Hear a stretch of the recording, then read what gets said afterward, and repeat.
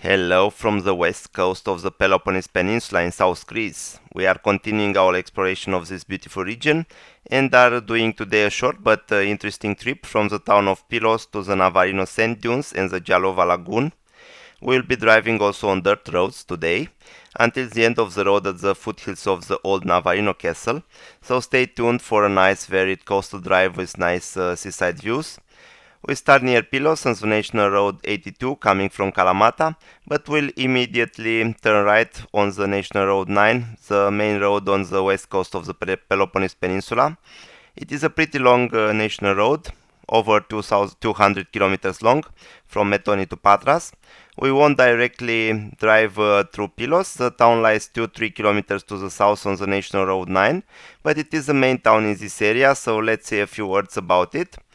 It was historically known also as Navarino. It's a town of about 2,500 inhabitants, situated on the west coast of the Peloponnese Peninsula.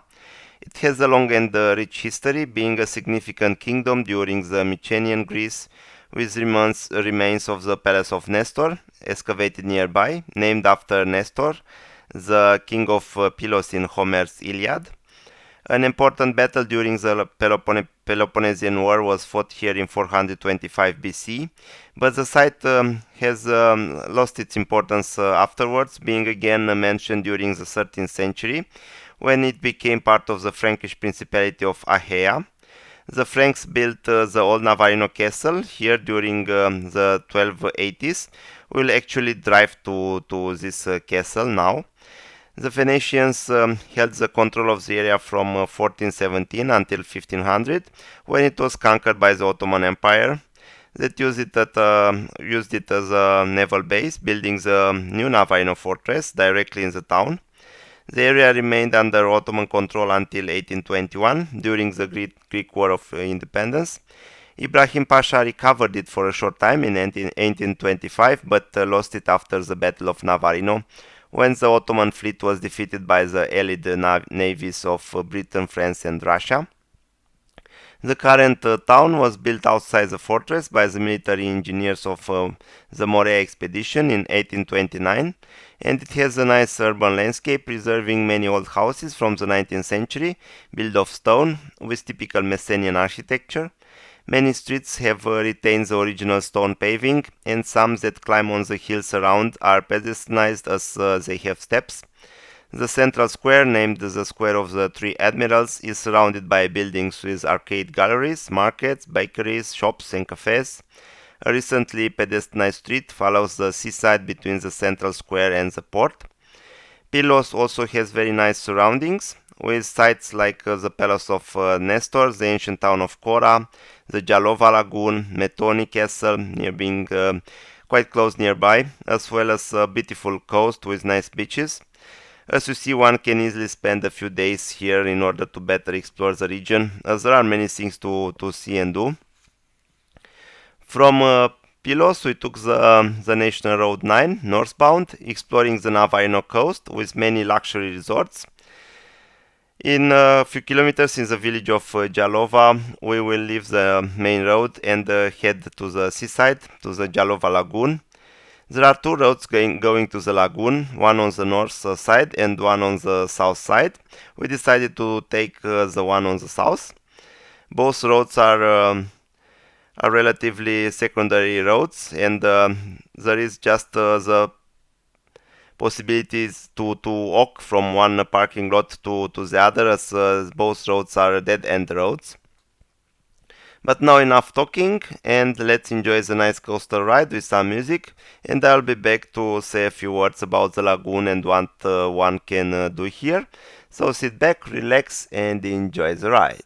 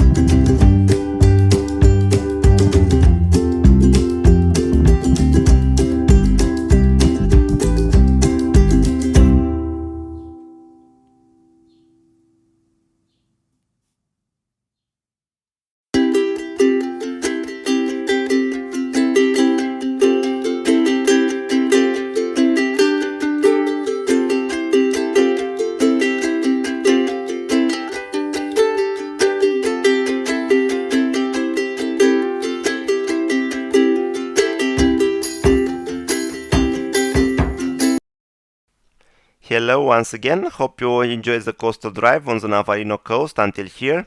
We are now finding our way on this dirt road to the end of it, near the Old Navarino Castle. We are now actually on a small tip of sand. On the right there is a lagoon, on the left there is a sea. There are some interesting things to see and do from the parking lot at the end of the road. First of all, there is a nice trail going up to the castle. The castle is not put in value touristically, but there is no entrance fee.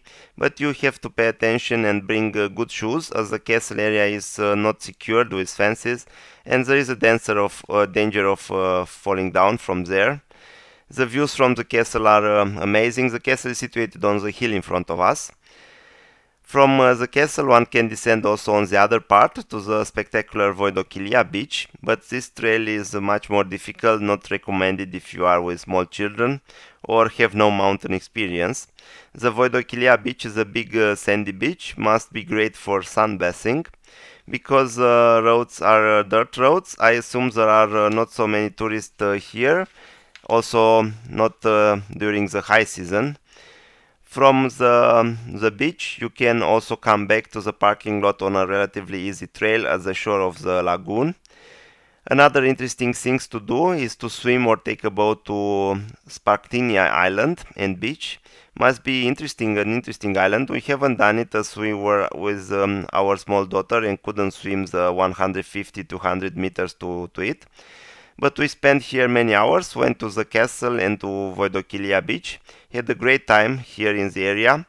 Also shot some pics. Let's see them, and I'll finish recording here as I am parking our car here at this small parking lot. Let's see the photos. Bye bye, and stay tuned for more videos from our road trips here on the channel. Bye bye, till the next time.